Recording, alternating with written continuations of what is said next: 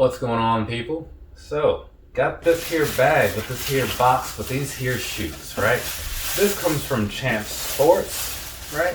Yeah, Champs, as it says on the bag, right? Anyway, so side of the box is over there, right there.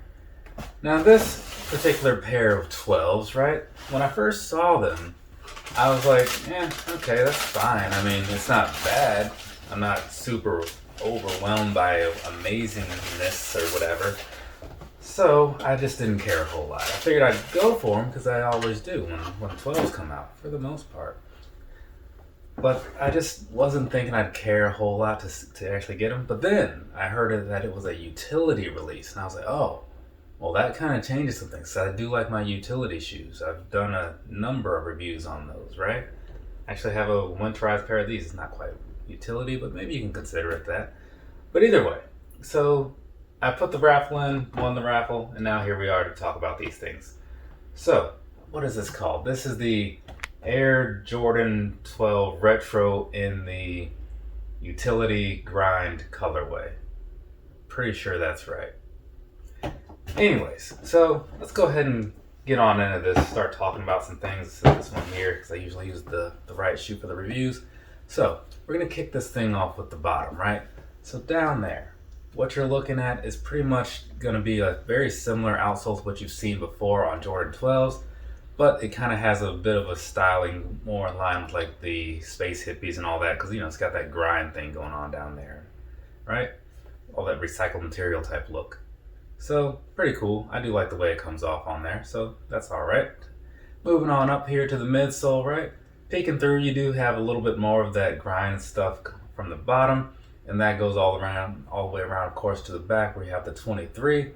Otherwise, you know, it's just like your same setup you've seen before, so we can just kind of move on from that, right? I will say it has a bit of a weird look, like it doesn't quite belong here. I like it, you know what I'm saying? I like that view or whatever, that look, but it just doesn't seem like it goes with the rest of this shoe. Anyways, taking in the whole upper though, right? That's because, you know, you got to treat it as a whole, right? So we're going to go ahead, we're going to get some close-ups and all that stuff, talk about some things real quick. But first off, we're going to start with down here around the siding. So down on the outside, you've got that typical mudguard style thing, which is very much the same as what you're going to see on the inside as well. Now, as far as the material goes, this time it feels kind of like a suede. Yeah, it is a suede. It's not amazing or anything, and it seems like a weird choice for this type of shoe as in a utility, but hey, Nike or Jordan, they're going to do what they're going to do. And so anyways, moving on past that, you do have a little bit of a slight change in the color there if you care to know that. Moving back just a little bit to this middle area where you have that Jumpman plate, this feels like it's just like a plastic and it's outlined in some sort of a orangish red for whatever color. Same as on the inside, right? The only difference being on the outside it says Jumpman. So that's pretty much all that's going on down there, right? At first I thought it was going to be canvas, kind of like those CP3 12s or whatever. Nah. So now, the rest of the shoe, right? The standard stuff, right? This is leather on the rest of the upper. And I was saying during the Twist review that Jordan 12s have always felt kind of not great to me. This one actually feels pretty decent. But, I mean, it's kind of just like it's better than the other ones, and the other ones are not good, so maybe this one isn't that good either, but it's better, so there's that. Anyways, standard stuff, right, as far as the design goes. You've got that whole Japanese sun thing going on, right? That's kind of what this is designed after. Standard stitching on there with, again, some black leather. Moving on to the back, you got that tag that says, like, quality inspired by the greatest player ever, which I have my own feelings about that I won't get into again because I did it last month. And then otherwise you just got the Jumpman at the top, right? Now, moving back around to the front area, kind of finishing things off. So these here laces, they're the standard thin rope style laces that you see on, I want to say all 12s. I could be wrong, but at least right now I'm thinking it's all of them. So you got those, nothing amazing, but I do like the way they look on here, right? It seems like a good choice. And at the very top, they do have a little assistance in being held down with these here chrome style lace holder things. So there's that for you.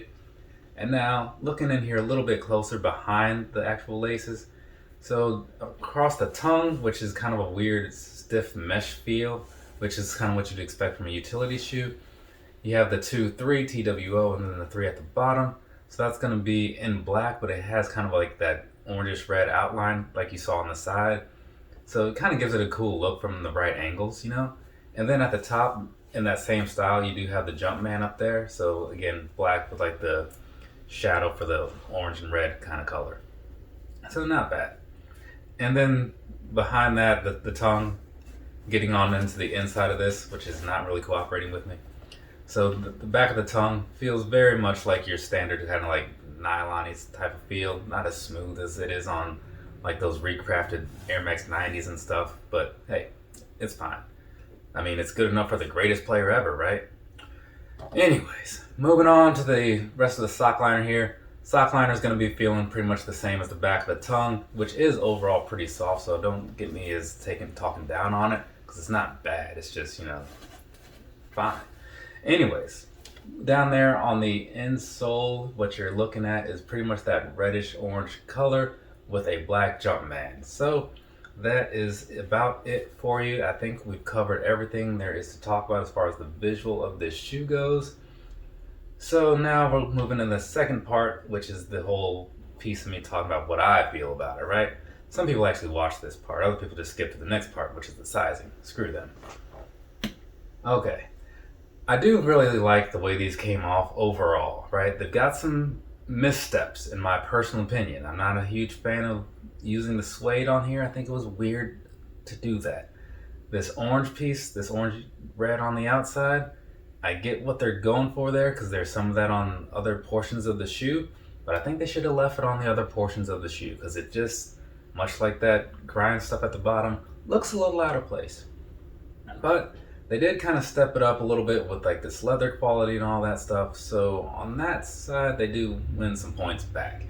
But overall, it is a 12, and I'm a big 12s guy, right? I think I've covered that a few times. So where does this rank for me in the collection or whatever? I have no idea, but I'm probably just going to say somewhere in the middle. Because, again, not amazing, but I do think it's fine, right?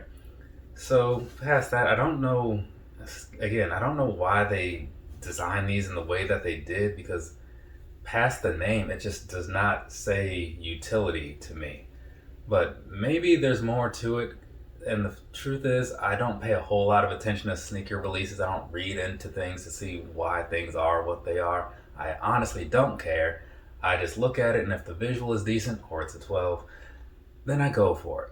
It's pretty much that simple for me, right?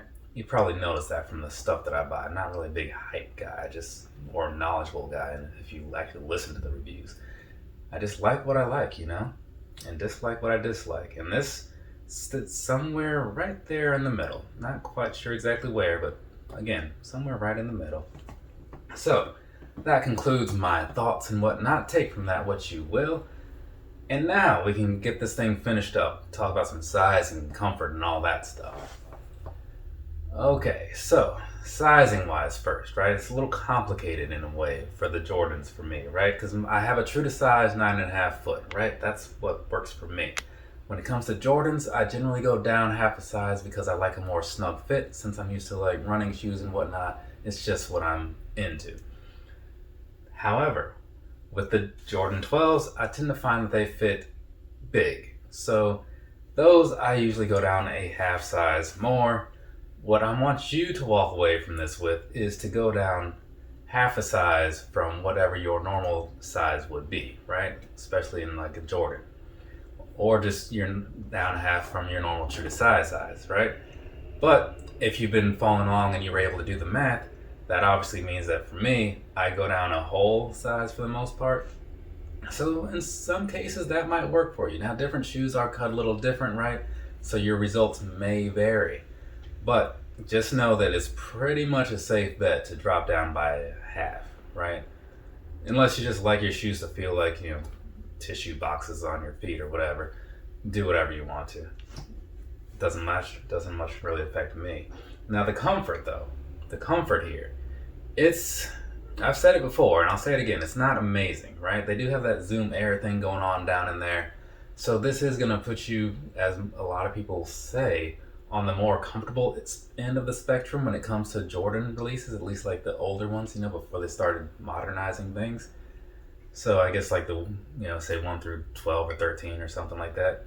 But it's still overall not amazing to me.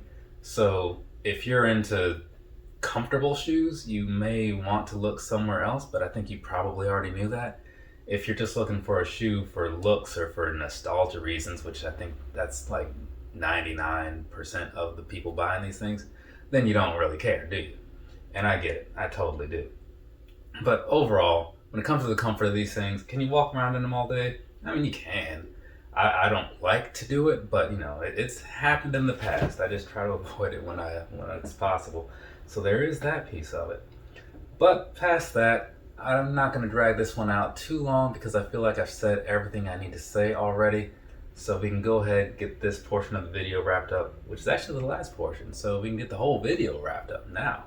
So thanks for watching. To anybody that watched, I do appreciate your time and all that stuff. There's a lot of stuff you could be doing right now. And if you're watching this, maybe you're missing out on something, but hey, that's fine. You're in the right place in my opinion, maybe. But anyways, for now, until this next video or whatever, from me to you, have a nice rest of your day or rest of your night, whatever it is, wherever you are.